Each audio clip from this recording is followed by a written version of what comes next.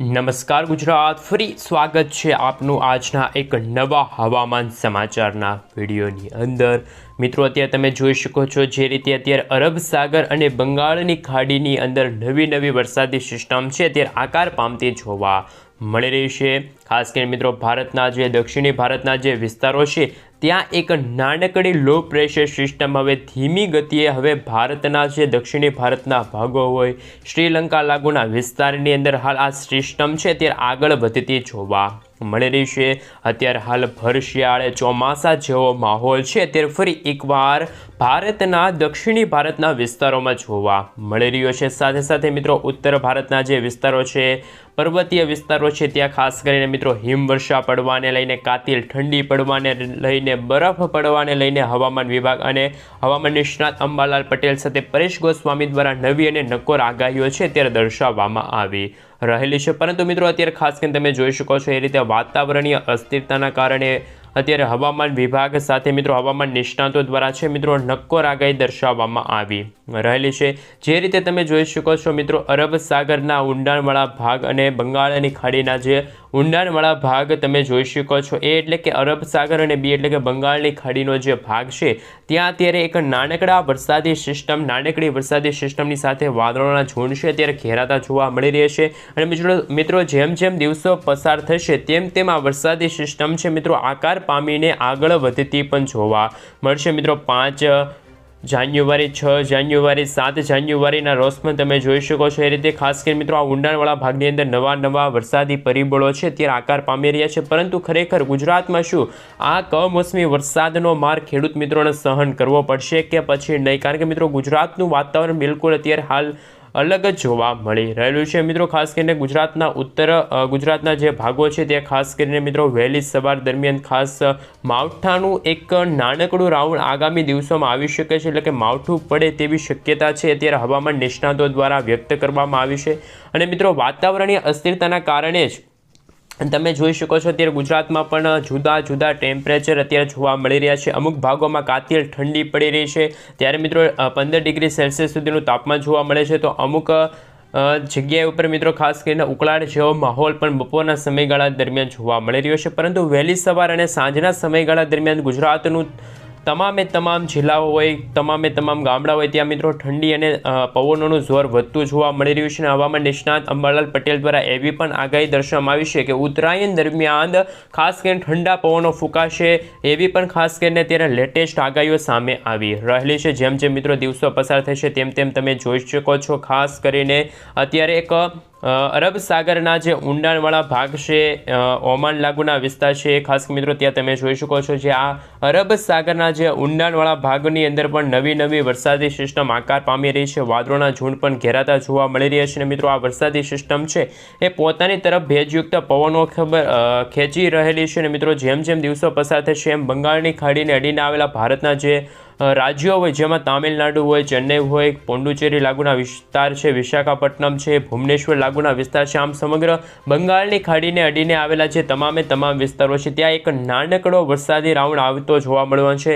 ઠંડી પ્લસ મિત્રો એવું કહી શકાય કે વરસાદની એક નવી જ આગાહી અત્યારે હાલ દર્શાવવામાં આવી છે। એક જગ્યાએ ઠંડી પડતી હશે તો બીજી જગ્યાએ વરસાદ એટલે કે કમોસમી વરસાદ હશે મિત્રો અત્યારે હાલ નોંધાતો જોવા મળવાનો છે। વાતાવરણીય મોટી અસ્થિરતાના કારણે આ તમામ પરિબળો છે ત્યારે આકાર પામી રહેલા જોવા મળી રહ્યા છે। હવે મિત્રો, આપણે ઇન્ડિયન મોન્સૂન ડિપાર્ટમેન્ટ તરફથી જે IMD તરફથી જે હવામાનને લગતો જે નકશો રજૂ કરવામાં આવી રહ્યો છે સમગ્ર ભારત દેશ અને ગુજરાતને લઈને કે કઈ રીતે કઈ જગ્યાએ મિત્રો હવામાન વિભાગ તરફથી હાલ ઓરેન્જ એલર્ટ અને ખાસ કરીને મિત્રો યલો એલર્ટના સિગ્નલો જાહેર કરી દેવામાં આવ્યા છે, એ નકશા ઉપર થોડીક વિગતવાર માહિતી મેળવીએ।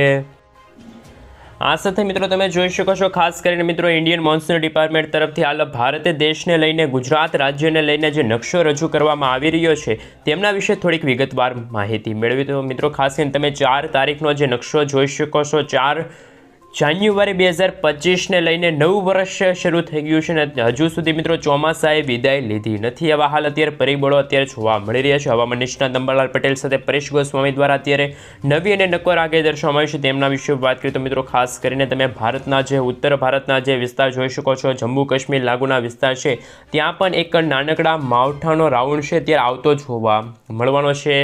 ખાસ કરીને મિત્રો તમે આ મધ્ય ભારતના વિસ્તાર છે, પર્વતીય ભારતના વિસ્તાર છે, ઉત્તર ભારતના વિસ્તાર છે, ઉત્તરાખંડ લાગુના વિસ્તાર છે, ત્યાં પણ મિત્રો જે સરહદી વિસ્તાર છે ત્યાં મિત્રો ખાસ કરીને હિમવર્ષા પડવાને લઈને, કાતિલ ઠંડી પડવાને લઈને પણ અત્યારે નવી આગાહી છે ત્યારે દર્શાવવામાં આવી રહેલી છે. પરંતુ મિત્રો ભારતના જે દક્ષિણી ભારતના જે વિસ્તારો હોય, જેમાં અરબ સાગરથી લઈને બંગાળની ખાડીના જે ભાગો હોય, ત્યાં પણ એક નાનકડી વરસાદી સિસ્ટમ છે ત્યારે આકાર પામતી જોવા મળે છે અને આગામી દિવસોમાં ફરી એકવાર વરસાદી રાઉન્ડ છે ત્યારે જોવા મળવાના છે. આપણા ગુજરાત ઉપર મિત્રો અત્યારે કોઈ પણ વરસાદની કે માવઠા પડવાને લઈને અત્યારે કોઈ હવામાન વિભાગ કે હવામાન નિષ્ણાતો દ્વારા આગાહી દર્શાવવામાં નથી આવી. પરંતુ ખાસ કરીને શિયાળાની શરૂઆત થઈ ગઈ છે, કાતિલ ઠંડી પડશે, શીતળ લહેર આવશે અને સાથે મિત્રો કમોસમી વરસાદ પણ પડી શકે છે અમુક ભાગોમાં, એવા હાલ અહેવાલો મળી રહ્યા છે. જેમ જેમ મિત્રો દિવસો પસાર થશે, 6 જાન્યુઆરી 2025ના રોજ તમે જોઈ શકો છો ભારતના ઉત્તર ભારતના જે 3 રાજ્યો છે, દિલ્હી સહિતના મિત્રો ખાસ કરીને હરિયાણા લાગુના વિસ્તાર છે,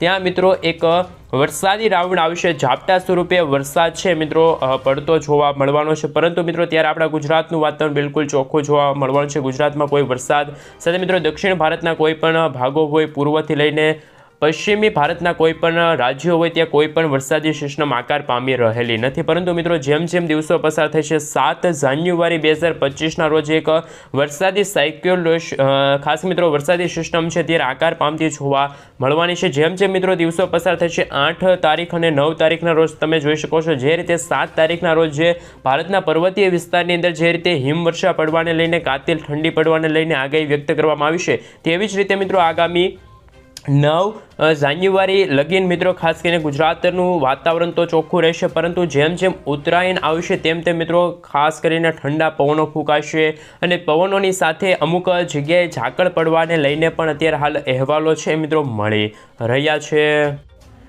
સાથે સાથે મિત્રો અત્યારે આપણે જાણીશું કે હાલ આપણે ગુજરાતનું વાતાવરણ કેવું જોવા મળી રહ્યું છે. સાંજના દરમિયાન કઈ ડિગ્રી સેલ્સિયસ સુધીનું ગુજરાતનું તાપમાન પહોંચે છે, જે રીતે તમે જોઈ શકો છો. એ રીતે સૌપ્રથમ કચ્છની અંદર વાત કરીએ તો નળિયા છે, ગાંધીધામ છે, ખાબડ છે, રાપર લાગુના વિસ્તારની અંદર મિત્રો સરેરાશ વાત કરવામાં આવે તો હાલ 15થી લઈને મિત્રો 18 ડિગ્રી સેલ્સિયસ સુધીનું તાપમાન છે અત્યારે જોવા મળવાનું છે.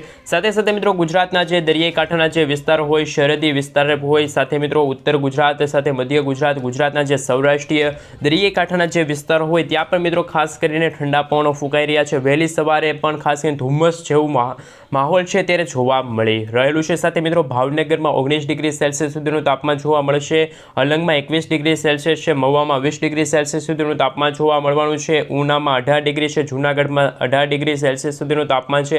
એટલે કે મિત્રો જે આપણા સૌરાષ્ટ્રના જે ભાગો છે તે 18 ડિગ્રી મેક્સિમમ મિત્રો ખાસ કરીને તાપમાન છે જોવા મળવાનું છે. સાથે સાથે મિત્રો દક્ષિણી ગુજરાતના જે પણ જિલ્લાઓ છે, ત્યાં સુરત હોય, વલસાડ લાગુના વિસ્તાર છે, વ્યારા લાગુના વિસ્તાર છે, ખાસ મિત્રો ભરૂચ લાગુના વિસ્તાર છે, એ તમામ વિસ્તારની અંદર પણ મિત્રો ખાસ કરીને 19થી લઈને મિત્રો 21 ડિગ્રી સેલ્સિયસ સુધીનું તાપમાન છે અત્યારે નોંધાતું જોવા મળવાનું છે. આ મિત્રો ખાસ કરીને હવામાન નિષ્ણાતો દ્વારા જુદી જુદી આગાહી છે અત્યારે હાલ ગુજરાતને લઈને દર્શાવવામાં આવી રહી છે. હજુ મિત્રો કોઈ અત્યારે ગુજરાત તરફ કોઈ વરસાદી સિસ્ટમ આગળ વધે એવા અત્યારે કોઈ અહેવાલો નથી. પરંતુ જો અરબ સાગરમાં જો નવી એક લો પ્રેશર વરસાદી સિસ્ટમ બનશે તો આપણા ગુજરાતમાં પણ એક નાનકડા વરસાદી રાઉન્ડ જોવા મળશે. ખેડૂતોના પાકને નુકસાન કરી શકે એ રીતના મિત્રો વરસાદી રાઉન્ડ જોવા મળવાના છે. હજુ સુધી તો મિત્રો ખાસ કરીને શિયાળાની શરૂઆત ગુજરાતમાં ધીમી ધારે શરૂ થતી જોવા મળી રહી છે. ગુજરાતમાં કોઈ અત્યારે હાલ ચોમાસાનો ફરી એકવાર નવો રાઉન્ડ આવે એવા અત્યારે હાલ કોઈ પણ અહેવાલો કે અત્યારે માહિતી મળી રહેલી નથી.